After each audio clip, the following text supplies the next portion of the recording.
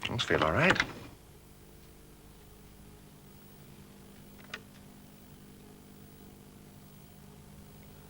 Oh, those are okay.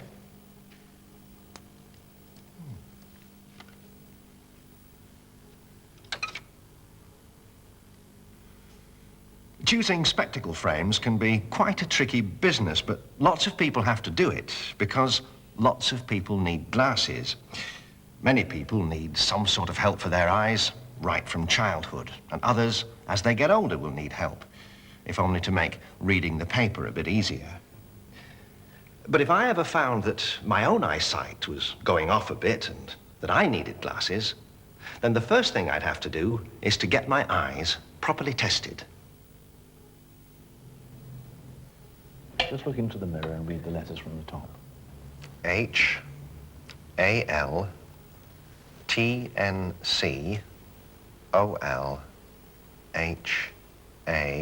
and the last line's a bit blurred. Right. Same thing with the right eye.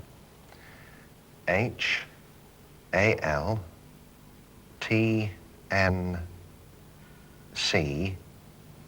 and the next two lines are blurred. A bit blurred, fine. Let me just put this trial frame on. Just look straight ahead towards the green light. Right. That's good. The frame I'm wearing is to help the optician decide what is best for my eyes.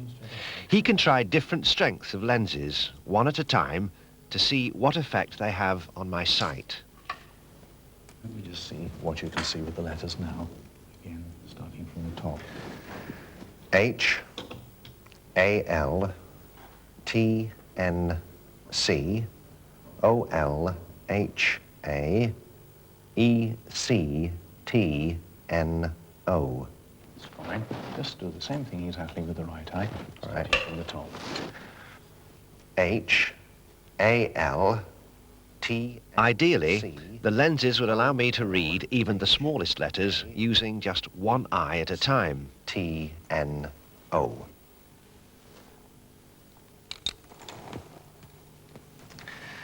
If you do have an eye defect, then lenses help you see things more clearly.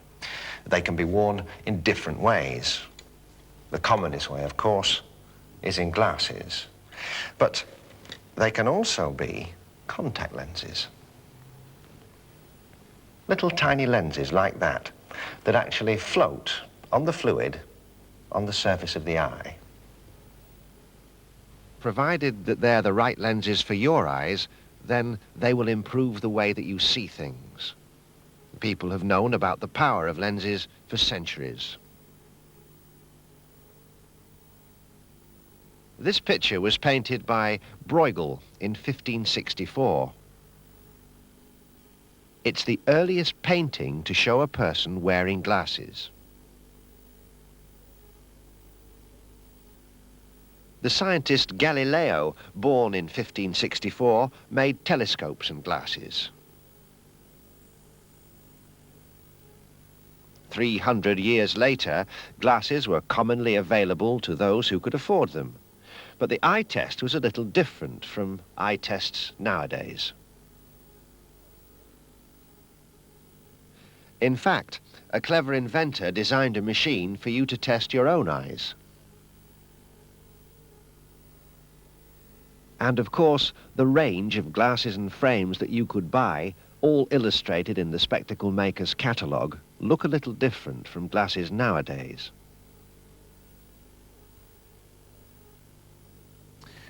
What does a lens actually do that makes it so important? Well, that's a very complicated question, but the simple answer is that a lens bends light. Look, this box is filled with smoke. Now, if we shine a beam of light through the smoke, like that, you can see that the beam is spreading out from the light. But if we put a lens like this into the beam, like that, then the light beam bends. A lens bends light, but some lenses bend light more than others. It all depends on how fat the lens is. These two lenses are of different strengths. One is fatter than the other. This is the thin, weaker lens. And this, the stronger one.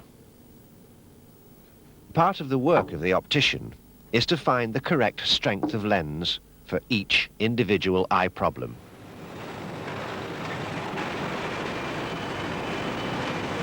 Once the optician knows exactly what strength lens is needed, then the lens has to be made, polished, and fitted to the spectacle frame.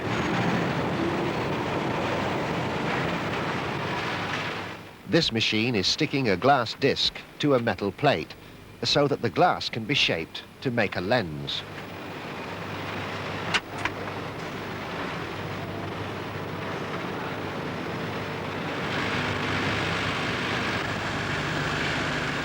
The glass is cut by a wheel that spins at very high speed.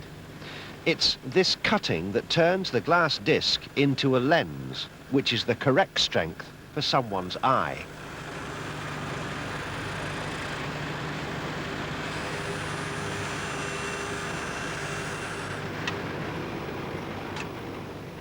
The lens is polished to smooth away any slight scratches on the surface of the glass.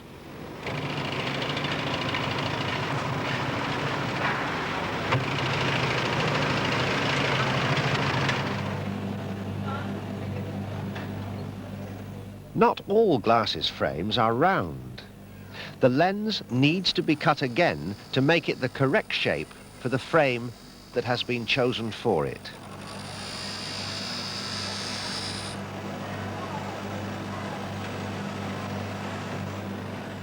And that cutting has to be very accurate, or the lens won't fit properly into its metal frame.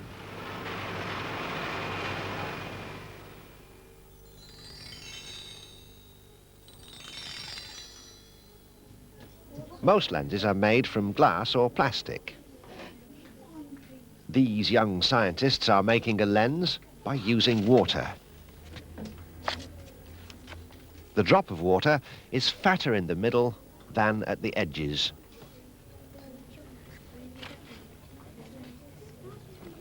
The drop makes the newspaper print appear larger.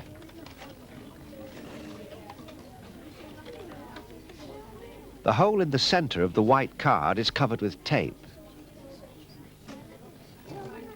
This magnifying lens is built up from a number of water drops together to make one large drop, held up by the tape. It is easier to see through this large drop. These young scientists are using a magnifying lens made from plastic.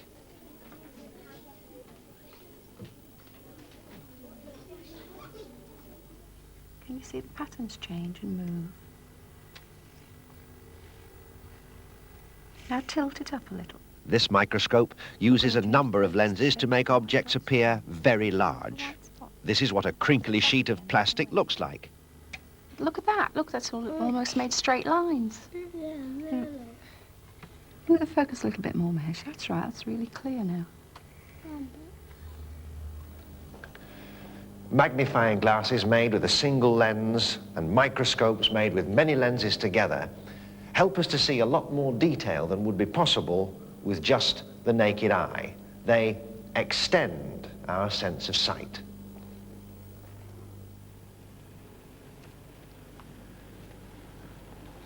This is a special kind of microscope. It's called an electron microscope, and it's much more powerful than the ones that those children were using.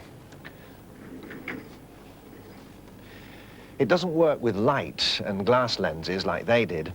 It works with electrons and magnetic lenses, and it shows what it sees on this television screen here.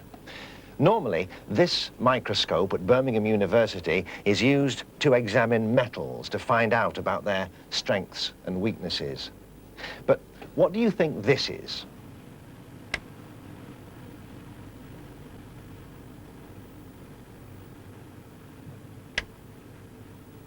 I'll give you a clue. It's nothing to do with metals.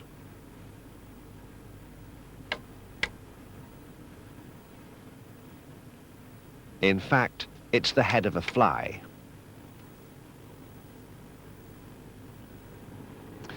You can tell then that optical instruments like this extend our sense of sight enormously. But there are people who have a very limited sense of sight to begin with, or even no sight at all. They are, of course, blind people. And they have to develop the senses that they do have to make up for the one sense that they don't. And the sense that is perhaps the most important to them is the sense of touch. Problems of relief. Relief work was hampered because water mains and electricity cables were broken. Within hours, medical supplies were being... This young man is reading with his fingers. Countries.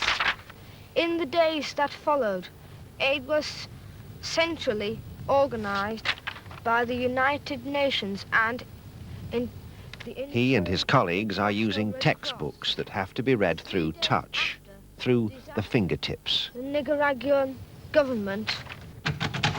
The letters and words are written in patterns of bumps on the paper. It's an alphabet named after the Frenchman who invented it, the Braille alphabet.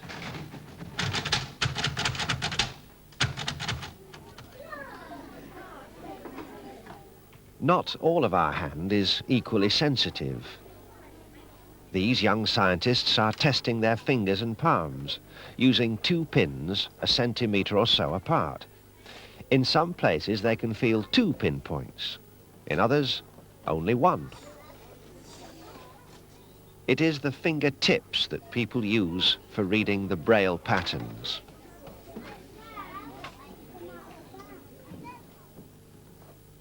This pattern stands for the word the. What does it feel like?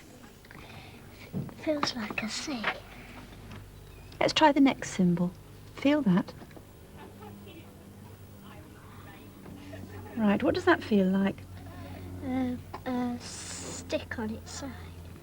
Yes, it's E. E. Try the next one now.